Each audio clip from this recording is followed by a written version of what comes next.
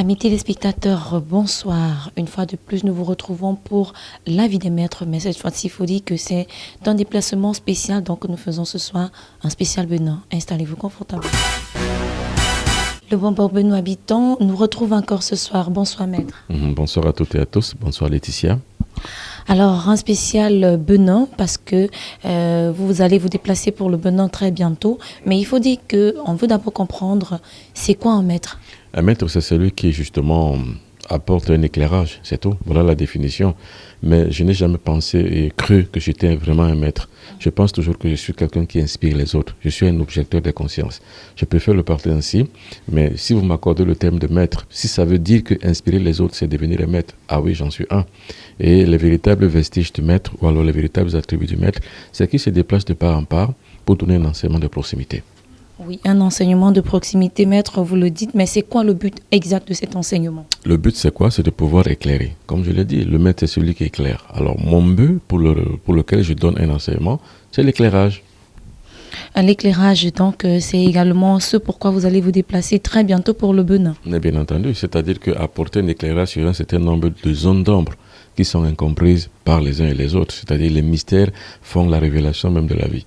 Et la spiritualité baigne sur les mystères. Alors pour cela, il faut donc éclairer les masses afin que celles-ci puissent accéder à la lumière de la connaissance. Les objectifs, maître, est-ce qu'ils sont atteints? C'est-à-dire que nous avons créé et mis sur pied une loge de spiritualité négro-africaine afin de pouvoir surseoir une véritable spiritualité, donc une plateforme où tous les Africains peuvent se comprendre. Donc l'objectif c'est quoi? C'est de pouvoir alors instituer ça de part en part et justement aller au Bénin. Et le Bénin c'est la terre par excellence de spiritualité négro-africaine. Et comme je l'ai toujours pensé, le Bénin est pour les Africains ce que la Mecque est pour les Arabes. Pour les Africains ce que le Vatican est pour les Occidentaux. Donc réellement, il faut que les Africains restituent cette mémoire ancestrale en eux, en passant par justement certaines terres sacrées, en les remettant en valeur et en arrivant à les mettre comme figure de proue pour la nouvelle reconnaissance, la nouvelle réalité négro-africaine sur la spiritualité et dans la spiritualité pour la défense de la race. Le Bombok Benoît Habitant, très bientôt au Benin, ce sera pour quand? Les contacts, voici toutes les informations. À l'invitation de la diaspora ouest africain au Benin, filles et fils de la lumière, le Bombok Benoît Habitant sera à Cotonou les jeudis 9, vendredi 10, samedi 11, dimanche 12 et lundi 13 janvier 2020 pour une série de stages initiatiques. Au programme, l'arbre de vie, le pouvoir des masses et le yoga des pharaons. Stage initiatique du Bombok Benoît Habitant au Benin du jeudi 9 au lundi 13 janvier 2020. Réservation 00229 97 93 95 90 ou le 00229 97 28 87 70.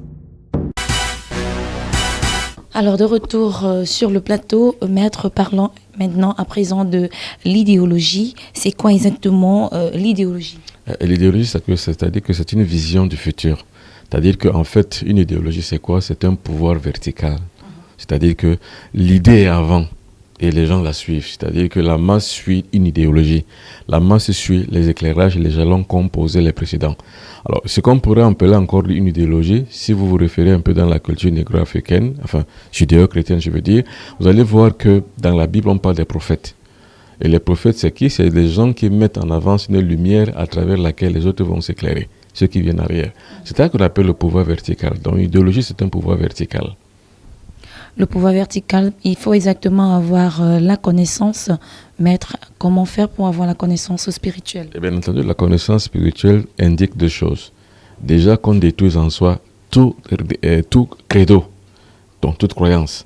Parce qu'en fait, c'est quoi la religion? La religion, normalement, c'est l'ensemble des cultes qu'on rend à un Dieu. Maintenant, ces cultures-là sont justement truffées de grands credos, donc de croyances. Alors, la connaissance a pour but de débouter l'homme de ses croyances, afin de lui instituer une lumière qui lui permet de voir les choses telles qu'elles sont. C'est ça qu'on appelle la connaissance. Alors, pour le faire, il faut bien se développer. Et quelles sont les étapes? Les étapes de développement sont triples. Déjà, ça concerne déjà la dimension triptyque de l'être humain, c'est-à-dire son corps physique, celui qu'on voit, sa dimension mystique, le pouvoir intérieur en lui, et sa dimension spirituelle, celle qu'on ne voit pas, c'est-à-dire que celle vers laquelle on tend. C'est justement ça le but. Est-ce qu'également, il faut développer une délivrance? Je veux dire, est-ce qu'il faut développer le mental pour parler de la délivrance mentale? Bien entendu, enfin, pour adopter un peuple, comme le disait quelqu'un, il faut lui donner un Dieu. Quand on donne un Dieu à un peuple, on l'a dompté. Et c'est ce qui est arrivé avec nous. Quand les Occidentaux arrivent en Afrique, avec l'Inquisition, c'est-à-dire que vous croyez, vous ne croyez pas. Vous croyez, vous vivez, vous ne croyez pas, on vous tue. Cette Inquisition a permis en sorte qu'on donne à un Africain un Dieu. Et un Dieu lointain et inexistant. De toute façon, eux-mêmes disent notre Père qui est aux cieux. C'est-à-dire qu'au ciel, regardez, imaginez à combien d'années-lumière le ciel est séparé de la terre. C'est exactement comme ça que Dieu est séparé de nous. C'est pour ça que depuis 200 ans, compris ce Dieu qui est distant et inexistant, rien ne change. Alors, donc, la liberté mentale, c'est celle-là. Bob Marley a appelé ça l'esclavage mental. Il faut donc faire sortir donc de l'ornière de l'esclavage mental tous les négros africains, mais pour cela, il faut une alternative. Alors une alternative, maître, mais est-ce que vous pensez que vous allez parvenir à la libération de ces mentalités? Non, de toute façon, je ne me sous-estime jamais. Je ne suis pas un sous-homme que les Occidentaux ont bien voulu assigner à tout Africain et à tout négro-africain. Non, je suis un surhomme. D'ailleurs, c'est pour ça que je suis un Mbongbok. Le Mbongbok, c'est qui? C'est celui qui, justement, a développé en lui certaines substances chimiques fortes et c'est une force mystico-religieuse forte. C'est un pouvoir fort, c'est une puissance forte qui lui permet justement d'asseoir une ascendance sur le temps. Parce qu'on dit toujours que l'illusion intrinsèque du temps finit toujours par résoudre dans l'éternel présent. Et l'éternel présent est maîtrisé par ceux qui ont développé en eux cette aptitude et cette compétence mystico-spirituelle et mentale. Alors un temps d'arrêt dans cette émission encore également et nous vous retrouvons juste derrière. À l'invitation de la diaspora ouest africain au Bénin, filles et fils de la lumière, le Mbongbok Benoît Bitton sera à Cotonou les jeudis 9, vendredi 10, samedi 11, dimanche 12 et lundi 13 janvier 2020 pour une série de stages initiatiques. Au programme, l'arbre de vie, le pouvoir des masques et le yoga des pharaons. Stage initiatique du Mbongbok Benoît Bitton au Bénin du jeudi 9 au lundi 13 janvier 2020.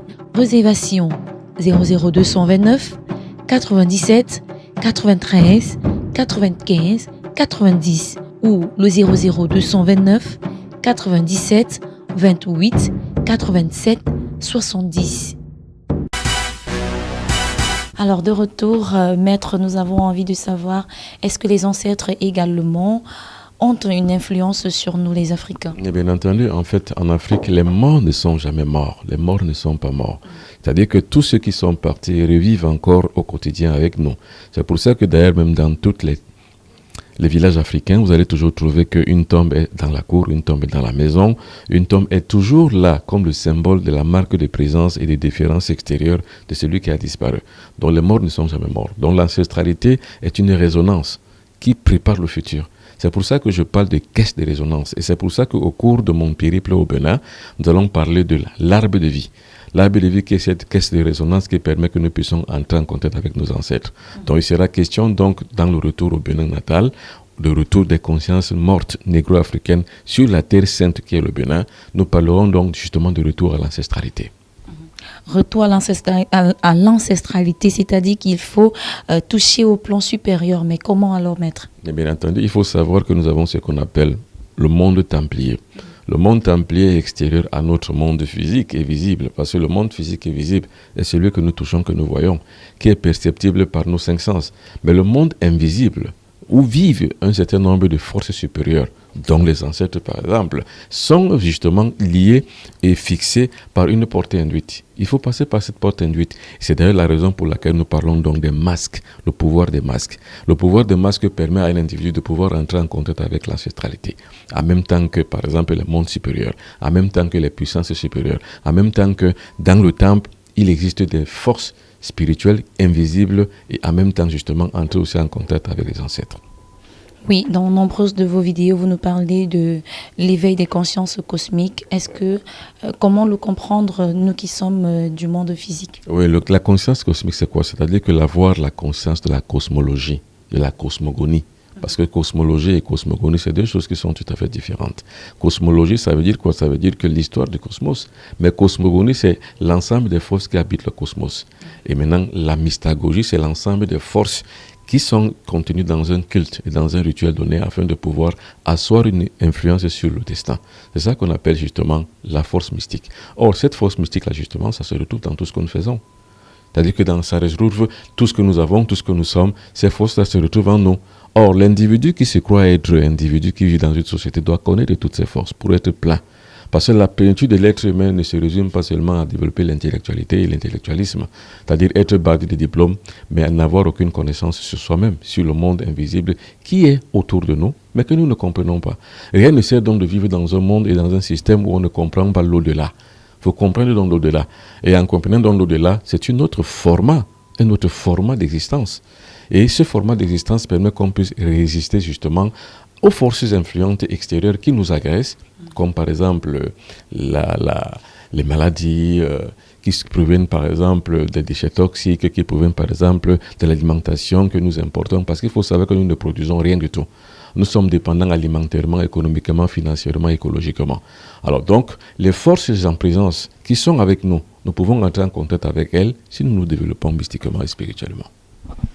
Alors, très bientôt, Lombombok, je ne cesserai de vous le dire parce que nous sommes dans le spécial Benin dans cette émission.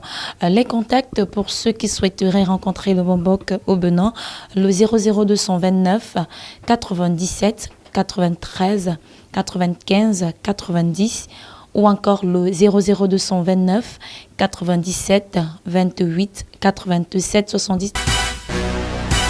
Bonjour, bonsoir, chers tous, selon la position de chacun dans le temps et dans l'espace. Nous sommes dans l'arrondissement de Penou, dans la commune d'Atiémé, dans le Mono, au Bénin.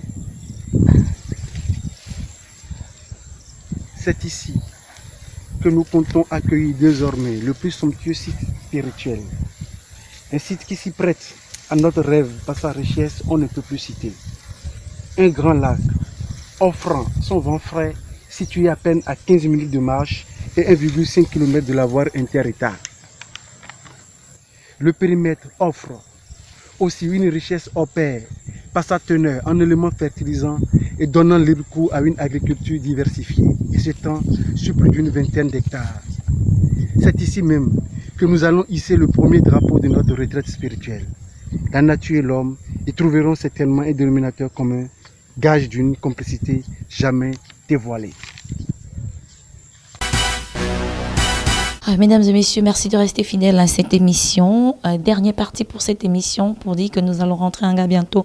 Maître, parlez-nous de l'initiation de par le monde. Vous vous déplacez pour initier les uns et les autres. Mais avant, commencez par nous parler de Asra, la construction de ce temple.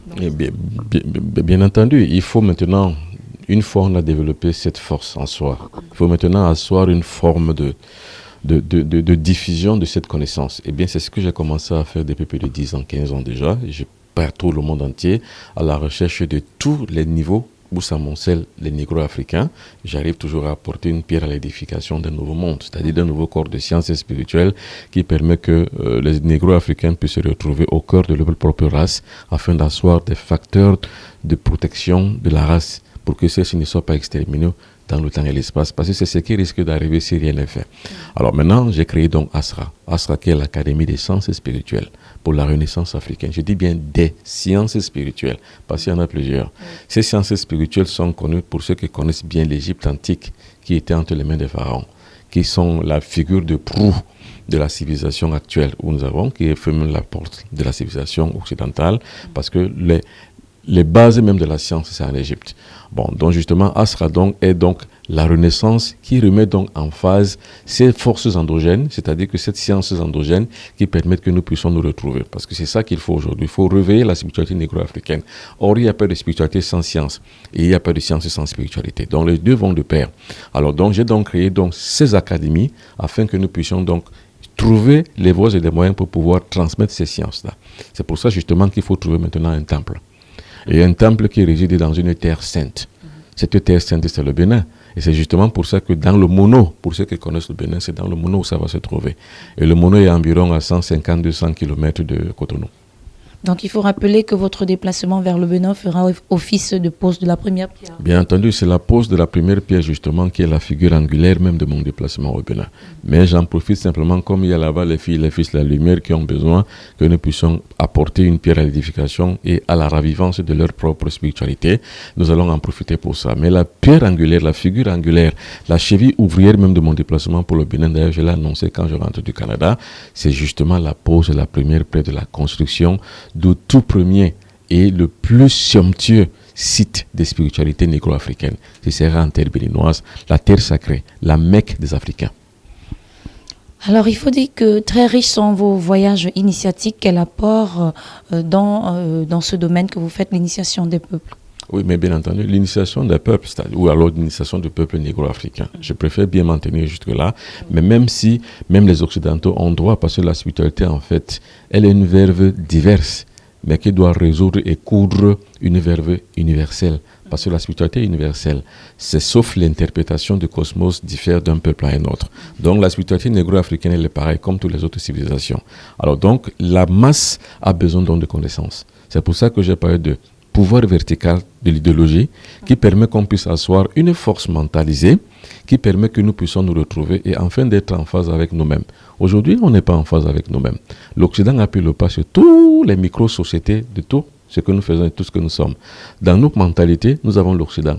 Nous nous habillons comme les Occidentaux, nous parlons comme les Occidentaux, nous mangeons comme les Occidentaux. Allez dans les supermarchés, dans les grandes villes, dans les grandes capitales négro-africaines, en Afrique par exemple. Vous ne trouverez pas de supermarchés, sauf il y a Semikeba qui a fait une telle chose au Sénégal ou au Bénin, qui a mis une espèce de supermarché à l'africaine où on ne trouve que des produits africains. Mais dans tous les autres pays africains, partout où vous irez, vous allez toujours voir des supermarchés qui sont congrutalés avec les produits négro-africains en retrait, mais les produits exotiques qui se pullulent. Donc, le blanc qui va manger son méchoui à Paris, il revient ici à Douala, va manger le même méchoui, alors que ce n'est pas ça qui est important.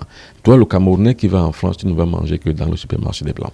Donc, il faut que la reconnaissance et la renaissance négro-africaine puissent apporter l'ouverture des mentalités. C'est pour ça que je vais de part en part pour conscientiser les masses négro-africaines. Pour la nécessité d'un allumage du flambeau initiatique, comme vous le dites. Bien entendu, c'est la formation, ça participe à la formation des champs qui sont là où je vais. Par exemple, comme je vais au Bénin, ça participe à la formation des Ouest africains. C'est-à-dire que sur la mystagogie, sur la mystique, la cosmologie et la cosmogonie négro-africaine. Donc c'est une formation. Or, maintenant, pour former, il faut mettre en contact avec l'égrégore central Asra. Or, pour avoir donc un contact avec l'égrégore astral Asra, il faut précéder cela par un élément de flambeau initiatique, afin d'initier ceux qui pourront donc entrer en caisse de résonance pour pouvoir entrer dans l'ancestralité commune négro-africaine. Alors maître, nous allons sortir de cette émission, mais par vous-même, par votre voix, je souhaiterais que vous rassurez à ceux qui nous regardent que vous serez très bientôt au Bénin. Mais bien entendu, du 9 au 13 janvier 2020, je serai au Bénin, je serai à Cotonou. Je ne sais pas la date à laquelle je viendrai à Cotonou, mais je sais qu'à partir du 9 jusqu'au 13, je serai là. Et justement, les thèmes de ce stage initiatique sera l'arbre de vie. Or, comme je l'ai dit, l'arbre de vie, c'est la caisse de résonance qui nous permet d'entrer en contact avec nos ancêtres. Et comment? Via ce qu'on pourrait appeler un égrégore. L'égrégore, c'est quoi? L'égrégore, c'est un logiciel qui nous permet d'entrer en contact, donc une interface entre le monde physique et le monde invisible. C'est lui qui nous permet d'entrer en contact avec nos ancêtres via l'arbre de vie. C'est-à-dire que justement, je parlerai donc de l'arbre de vie, de long et en large, et montrer comment on peut l'avoir. Bon, il y a également aussi ce qu'on pourrait appeler le yoga des pharaons, le yoga de la mat, je veux dire. Le yoga de la mat, c'est-à-dire que comment entrer en contact avec les vibrations cosmiques afin de pouvoir asseoir une véritable santé de fer. Et là, justement, ce n'est pas le mbombo qui guérit, mais on se guérit soi-même, c'est-à-dire que c'est l'auto-guérison. Le yoga de la mat, ça, c'est le yoga qui permet qu'on puisse asseoir un équilibre entre l'esprit et le corps. Parce que c'est très important pour un individu. La plupart du temps, dans nos contrées, on ignore que la spiritualité commence par la santé.